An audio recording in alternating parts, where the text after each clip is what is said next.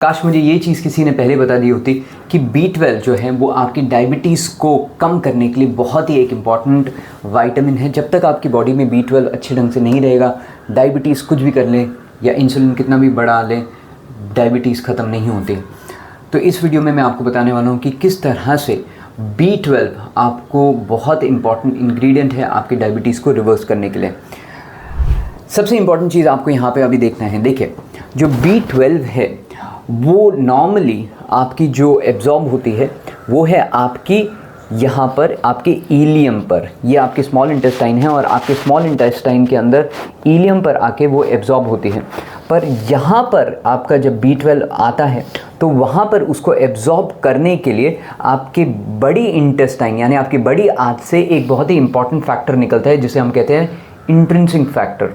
अब यही intrinsic factor को काम करने के लिए एक चाबी की ज़रूरत होती है जिसको हम लोग कहते हैं हाइड्रोक्लोरिक एसिड या हाइड्रोक्लोराइड एसिड। अब होता क्या है, ये जो हाइड्रोक्लोराइड एसिड है नॉर्मली ये आपके दोनों चीज़ों को रिक्वायर्ड रहता है, आपके B12 को उसके R प्रोटीन से रिलीज़ करने के लिए।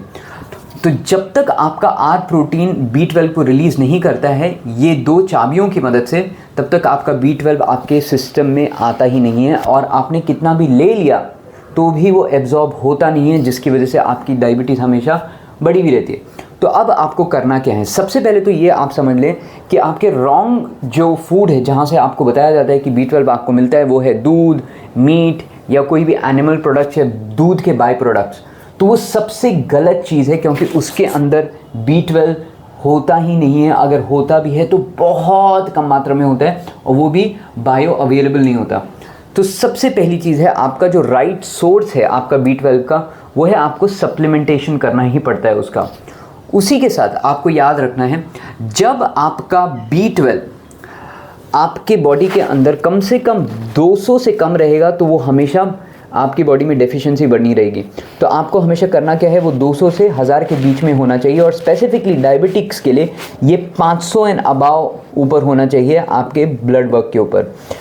तो आपको सबसे इम्पॉर्टेंट चीज़ यहाँ पे समझनी है कि B12 आपका कम क्यों होता है। उसके रीजंस है, आप बहुत सारा पानी पीते हैं खाने के दौरान, अगर आप बहुत सारा मीट खाते हैं ओके और बहुत सारा खाना खाते हैं, बहुत बार खाते हैं, उसकी वजह से आपका B12 एब्जॉर्ब नहीं होता है।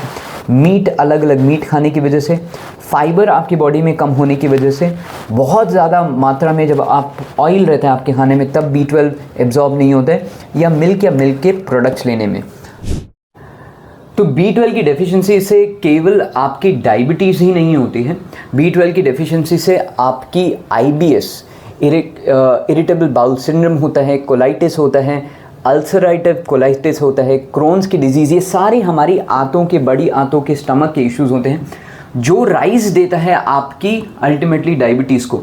तो सबसे इम्पॉर्टेंट चीज़ डायबिटिक्स के लिए यही है कि आपको आपके सिस्टम के अंदर आपका जो हाइड्रोक्लोराइड एसिड है, आपका इंट्रिंसिक फैक्टर है, उसको आपको बढ़ाना है। और जैसे ही वो बढ़ेगा आपकी डायबिटीज़ के, आपकी सिस्टम के अंदर वो रिलीज़ करेगा आपके B12 को आपके R प्रोटीन से। सो R प्रोटीन के अंदर वो बना हुआ रहता है, अंदर दबा हुआ रहता है, तो उसको रिलीज़ करने के लिए ये दोनों चीज़ों की ज़रूरत होती है। पर उसको करने के लिए आपको सबसे इम्पॉर्टेंट चीज़ है, आपको लेनी पड़ेगी आपको daily supplement at least 500 mcg at least for 3 months. और उसी के साथ आपको इंश्योर करना है कि आप मीट कम करें खाने के दौरान, पानी ना लें, अच्छे मात्रा में फाइबर लें, तेल और मिल्क के प्रोडक्ट्स को टाटा बाय बाय करें। करके देखें और फिर खुद ही देखें कि किस तरह से आपकी डायबिटीज़ होगी छूमंतर।